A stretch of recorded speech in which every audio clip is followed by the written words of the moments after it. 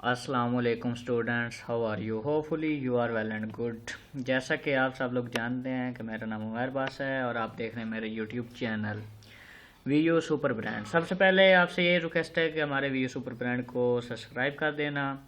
और आज से इंशाल्लाह हम सीरीज स्टार्ट कर रहे हैं करंट पेपर की। MT 632 का पहला मिड टर्म का करंट पेपर है, जैसे कि आपको देख के पता चल ही गया होगा और आप जानते भी हैं कि हम करंट पेपर ही अपलोड करते हैं।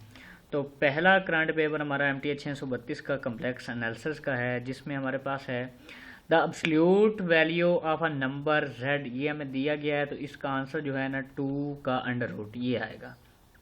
उसके बाद नेक्स्ट हमारे पास क्वेश्चन है जिसमें हमें गिवन है क्वेश्चन के फंक्शन, इसको थोड़ा सा जूम कम कर देता हूँ। A function of the complex variable is said to be continuous in the region C if it continuous at, तो वो 1 point in C होता है। अच्छा देखें, अगर वीडियो की क्वालिटी कम आए ना तो वीडियो की आप क्वालिटी यानी कि पिक्चर आपको कम या धुंधला ब्लर हो तो पिक्चर की क्वालिटी को हाई कर लेना और ब्राइटनेस को बढ़ा देना, इससे आपको ये क्लियर नज़र आएगा। क्योंकि बाज़ औक़ात होता है कि किसी स्टूडेंट को इशू आ रहता है तो वो इस तरह इसको क्लियर कर सकता है। और बाकी एज़ यू नो बेटर, हम पहले भी करंट पेपर अपलोड करते हैं तो आज भी इंशाल्लाह वही करंट पेपर हमारा है। The magnitude of the exponential 2 + 3 का 3 आयोटा इज़, तो इसका आंसर एक्सपोनेंशियल ऑफ 2 आएगा। बाकी भी MCQs यानी कि ऑप्शन है, आप उसको देख लेना। उसके बाद the magnitude of exponential 2 -2 + 3 iota, तो इसका जवाब एक्सपोनेंशियल -2 आएगा कि यहाँ पे उधर 2 था तो 2 आया था, यहाँ पे -2 है तो -2 आएगा। इसी तरह नेक्स्ट ये देख लें कि करंट पेपर है। आपसे ये रिक्वेस्ट है प्लीज़ चैनल को सब्सक्राइब कर देना। स्क्वायर ऑफ, इसका हमने स्क्वायर फाइंड करना है। जब इसका हम स्क्वायर फाइंड करेंगे तो 15 - 8 आयोटा ये इसका आंसर आएगा। उसके बाद लेट एफ जेड हमें दिया गया 1 of z is the discontinuous at z, तो ये हमारे पास वो क्या होगा 0। जब ये 0 होगा तो ये उस वक्त डिसकॉन्टिन्यूस हो जाएगा, क्योंकि 1/0 आएगा, वो अनडिफाइन हो जाता है, तो अनडिफाइन पे वो हमारे पास ये आंसर हो जाएगा। उसके बाद उसी तरह हमारे पास एक क्वेश्चन है कि यहाँ पे वहाँ पे 1/z था तो z -1 दिया गया है, तो ये हमारे पास क्या होगा जब हमारे पास 1 होगा। इसकी एक्सप्लेनेशन मैं ऊपर कर चुका हूँ, क्योंकि जब नीचे हमारे पास 0 होगा तो वो अनडिफाइन हो जाएगा। उसके बाद लिमिट ऑफ f(z) ये हमें दी गई है। z हमें दिया गया है 1 आयोटा -1, तो इसमें z की जगह हम आयोटा -1 पुट करेंगे, इसको कैलकुलेट करेंगे तो हमारे पास माइनस आयोटा इसका आंसर आ जाएगा। और आपसे यही रिक्वेस्ट है कि प्लीज़ वीडियो को वॉच पूरा करना और स्क्रीनशॉट इसके कहीं पे शेयर ना करना। उसके बाद लिमिट हमें दी गई है ये। अब उसी तरह हमारे पास क्वेश्चन है कि अब हमारे पास z = आयोटा है, इसमें आयोटा की वैल्यू पुट करेंगे, कैलकुलेट करेंगे तो हमारे पास -4 आयोटा इसका आंसर आ जाएगा। आप कैलकुलेट करना चाहें तो कर भी सकते हैं। उसके बाद ये हमें f(z) 1/z की पावर 2 + 4 एट z 1 है, तो हमारे पास 4 z का 1 का स्क्वायर 1, तो 1/5 इसका आंसर आ जाएगा, जो कि लास्ट डी ऑप्शन है। उसके बाद नेक्स्ट हमारे पास क्वेश्चन है, क्वेश्चन नंबर हमारे पास बनता है 11 MCQs का। If the complex number f(z) ये हमें दिया गया है, लिमिट ये दी गई है, जब इसको हम सॉल्व करेंगे तो 10 आयोटा/3 इसका आंसर आएगा। उसके बाद which of the following statement is true, हमने स्टेटमेंट ट्रू बतानी है, तो इसका the set of the C complex number is the extension of the set R of the real number. तकरीबन यही इसकी करेक्ट लगी है, किसी को और लगे तो कमेंट लाजमी कीजिएगा। उसके बाद नेक्स्ट हमारे पास क्वेश्चन है, क्वेश्चन नंबर 13 है कि इफ़ z मॉड हमें ये दिया गया है = 5, देन z यानी कि कॉन्जुगेट मॉड हमने फाइंड करना है, तो वो हमारे पास जब हम इसको कैलकुलेट करेंगे तो ये 5 आएगा।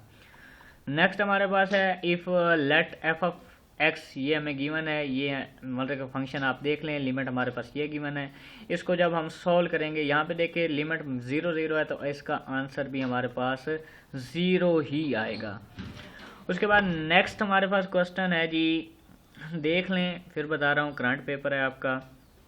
उसके बाद लेट एफ ऑफ जेड, ये हमें गिवन है 1/z³ plus iota is discontinuous. Discontinuous कब आएगा? जब इसके बटे में 0 आ जाएगा, और वो कब होगा? जब अयोटा आएगा। अब z³ 3 है तो iota as you know better, math student है तो आपको जानते ही हैं कि अयोटा⁴ हो तो कितना जवाब आता है। If z lies outside the unit circle then the image of z under the reciprocal function lie, तो वो हमारे पास कहाँ पे लाई करता है? Inside the unit circle, inside the unit circle. ये हमारे पास इसका आंसर आ गया।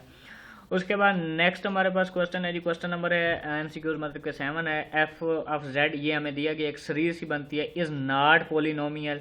तो ये कह रहा है कि ये जो सीरीज सी दी गई है ये पोलिनोमियल है या नहीं है, तो ये गलत है, ये पोलिनोमियल है। तो ये इसका आंसर क्या बनता था? फॉल्स बनता था। The complex number F of Z हमें दिया गया ये, देन लिमिट ऑफ जेड 10, यानी कि यहाँ पे आप 10 पुट करोगे, इसको कैलकुलेट करोगे तो आपके पास 6 अयोटा इसका आंसर आ जाएगा। और आपसे बार बार यही रिक्वेस्ट है कि प्लीज़ चैनल को सब्सक्राइब कर देना, और दूसरी बात कि इसके स्क्रीनशॉट बना के कोई फाइल वगैरह कहीं पे शेयर नहीं करना। An open disc with the radius, ये हमें दिया गया सेंटर में, यदि इज डिफाइन है, तो ये आपकी बुक में एक थ्योरम है वही है, तो उसकी स्टेटमेंट यानी कि ए ऑप्शन इज करेक्ट। उसके बाद लेट जेड आपको ये दिया गया, देन द रेसिप्रोकल फंक्शन हमें इज इक्वल टू हमारे पास, तो इसका रेसिप्रोकल जो हमारे पास बनेगा e⁻∞θ/r, यानी कि C option is the correct option of that question. Next हमारे पास let a and b the complex constant, then हमने ये चीज़ को बतानी है, तो हमारे पास इसका बी ऑप्शन, ये B option is the correct answer.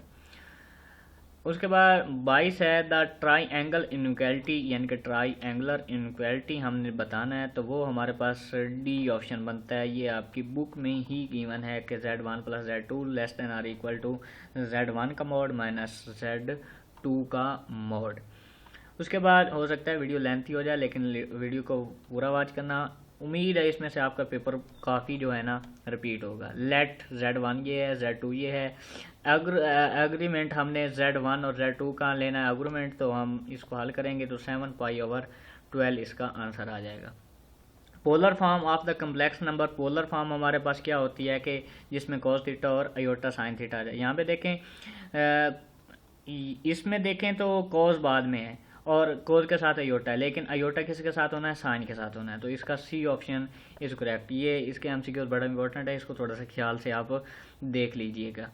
उसके बाद 25 है MCQs, the function F of Z, ये मैं दिया कि is defined everywhere is the finite expect the point, यानी कि ये कहाँ पे डिफाइन नहीं होता, तो z is equal two plus minus का अयोटा होगा, तो ये हमारे पास यानी कि डिसकंटिन्यूस नहीं होगा। उसके बाद सेकंड लास्ट MCQs है, एफ ऑफ जेड में दिया गया है, एफ प्राइम जेड हमने फाइंड करना है। जब इसको कैलकुलेट करेंगे यानी कि इसका डेरिवेटिव लेंगे तो हमारे पास 6z - 2 आंसर आ जाएगा।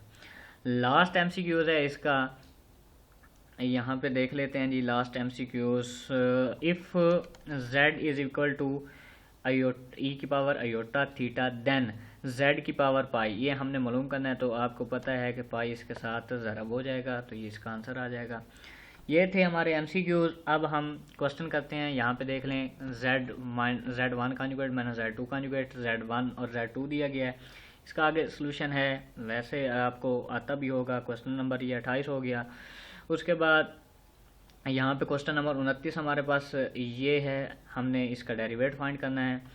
उसके बाद क्वेश्चन नंबर 30 हमारे पास ये है कि show that the solution of the equation lie set of the complex number, तो ये हमारे पास क्वेश्चन था। उसके बाद हम इसमें यूजिंग क्वाड्रेटिक फंक्शन, ये आगे मैंने सॉल्यूशन किया हुआ है। उसके बाद टेस्ट द कॉन्टीन्यूटी हमने फाइंड करना है ऑफ द फंक्शन, ये आपको फंक्शन भी दिया गया है, नीचे हिंट भी दिया गया है। यहाँ पे देखें इसका आगे सॉल्यूशन है। एवलेट हमने लिमिट फाइंड करनी है, ये हमें क्वेश्चन गिवन है। तो नेक्स्ट हम देखते हैं क्वेश्चन नंबर, आई थिंक इसका लास्ट होगा, हाँ जी 33 है। लेट z हमें दिया गया, w ये दिया w या z + w हमने फाइंड करना है और इनका प्रोडक्ट फाइंड करना है।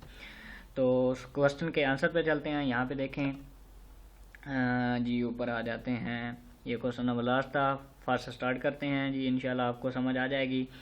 और आपसे यही रिक्वेस्ट है कि प्लीज़ मेरे चैनल को सब्सक्राइब कर देना और अपने दोस्तों के साथ भी शेयर कर देना। क्वेश्चन नंबर जी यहाँ पे है जी 1, यानी कि उधर से 28 होगा, इधर से हमारे पास 1 है। यहाँ पे देख लीजिएगा जी Z1 हमें गिवन है, ये वाला Z2 गिवन है। उसके बाद यहाँ पे हमारे पास ये चीज़ हमने फाइंड करनी है। इसको थोड़ा सा जूम कर लेते हैं ताकि आपको क्लियर समझ आ जाए।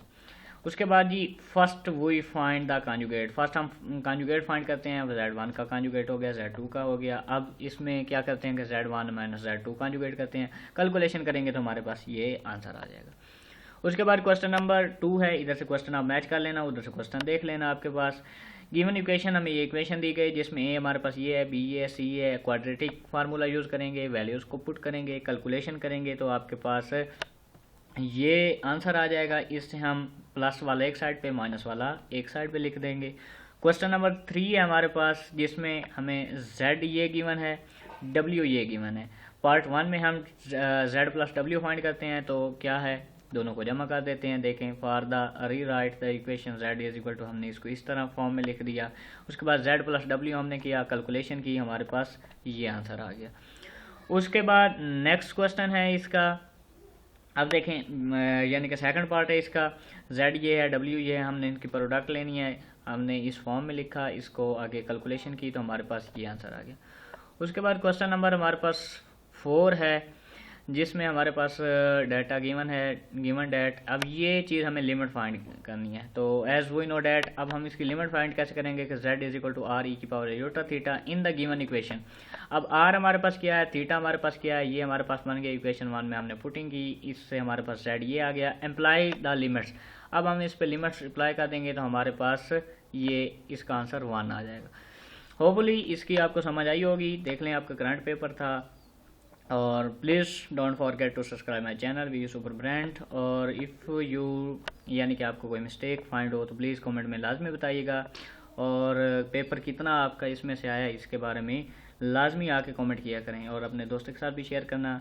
इसी तरह इंशाल्लाह और वीडियो के साथ मिलेंगे, बहुत ही जल्द मिलेंगे। तब तक अपना ख्याल रखिएगा। अल्लाह हाफिज़। ये मेरा नंबर गिवन है व्हाट्सएप, आप इस पर कॉन्टेक्ट कर सकते हैं कोई भी आपको प्रॉब्लम हो। तो ख्याल रखिएगा अपना, मिलते हैं किसी नई वीडियो के साथ, तब तक अल्लाह हाफिज़।